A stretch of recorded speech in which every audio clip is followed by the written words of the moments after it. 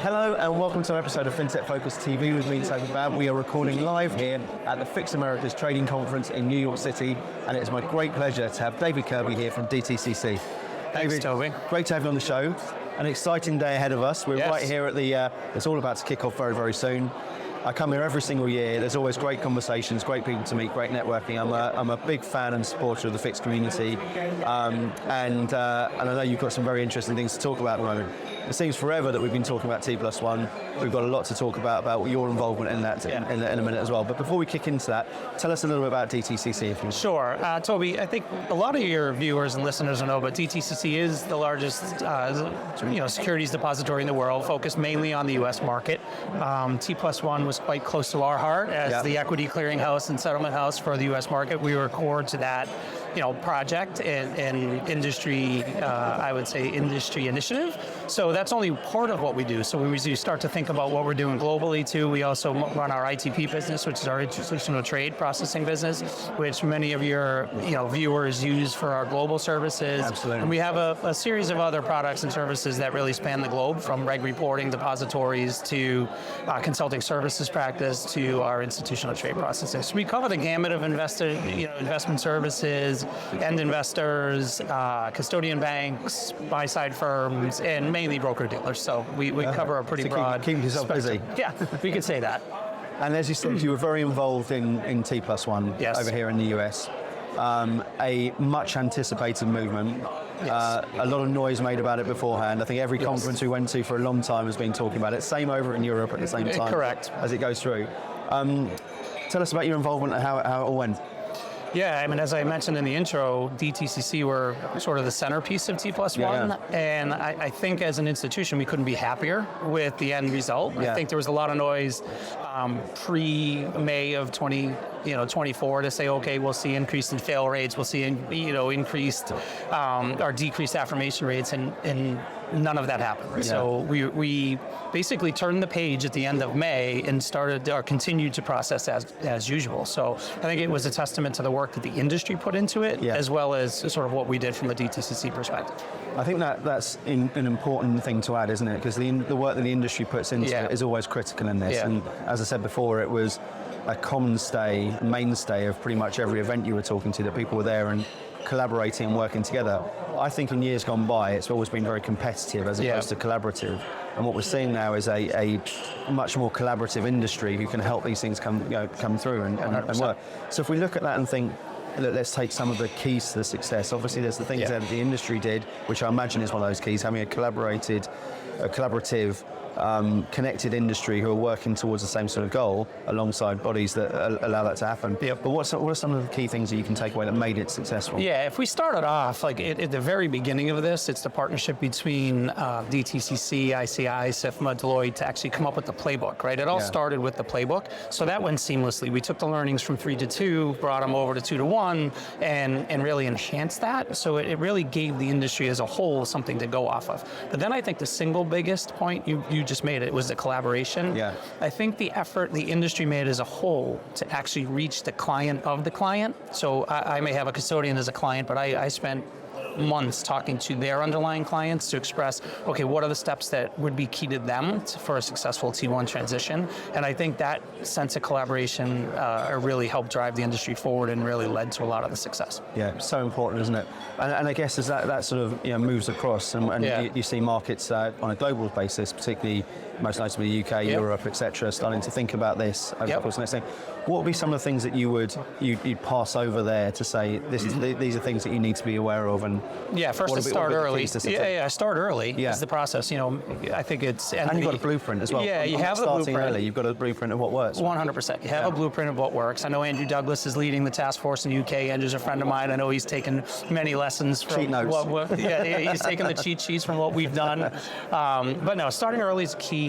I think automation is the other key. I think it's, a lot of noise has been made now of people throwing bodies at processes. That may work. It may have been a partial Band-Aid for the early part of T+1 in the US. That's not going to span globally. So we really have to look at operational efficiency and automation to move forward. And a lot of firms did that and saw success with it, heading into T1 in the US. And that's transferable to any market, UK, ESMA, Hong Kong, whoever's coming up next. And I think that educating the underlying client and that collaboration can't go wrong. Whatever initiative we're looking at, whether it's T1, whether it's Treasury Clearing in the US market, whatever it is we're looking at, the collaboration is key, and then educating the client base. It's wonderfully simplistic, isn't it? It's often underplayed. I think sometimes people try and find problems for solutions at various different stages, but actually when you talk about this and you go back and boil it down to what it's about, this is why I think what I love seeing at these sort of things is Fix are there and they utilising the members to come up with these sort of solutions. And when you've got industries there that are now less protective about saying we've got to be winners in this thing, it's like how can we help each other out and move things forward? Yeah, correct. Well? I mean, you can take Fix being at a Fix conference, right? So Fix has their own matching platform. Our CTM platform is matching, and in some ways they compete. But we also process tens of millions of Fix messages into CTM, so it doesn't help us to compete against anybody for the benefit of the industry. We think we have a great end-to-end platform from reference data through matching, through settlement instructions to facilitate STP through the life cycle and take the friction out of it. But it's that sense of we're all driving towards a common purpose, and that's to accelerate the settlement cycle, which should benefit the end investor in the long run. I don't think there's any harm in it, and there's plenty of room for everybody to play in the sandbox. I think that's the key thing, right? We're talking about a multi-trillion-dollar industry. There's definitely enough there for people to get more by collaborating. I think that's really key.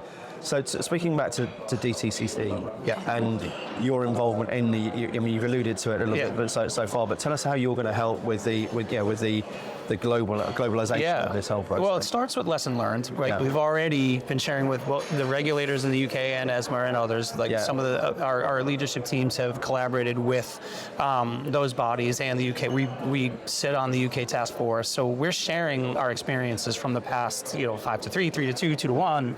We're sharing those experiences with anybody who will really ask. I mean, we're not being closed door about, okay, here's what we did, here's how we did it. So that's the starting point. I think our product strategies, when we think about that ITP platform that I spoke of before and our central trade manager, CTM, we're actually starting to forge closer ties with CSDs throughout, to almost replicate our match to instruct workflow in the US market to take a little bit more friction out, whether it be with other, pick your European, CSD that might benefit from that. So we're thinking, I think, creatively and collaboratively with the industry to figure out, all right, how do we, bring more efficiency to the market? So those are some of the things we're doing.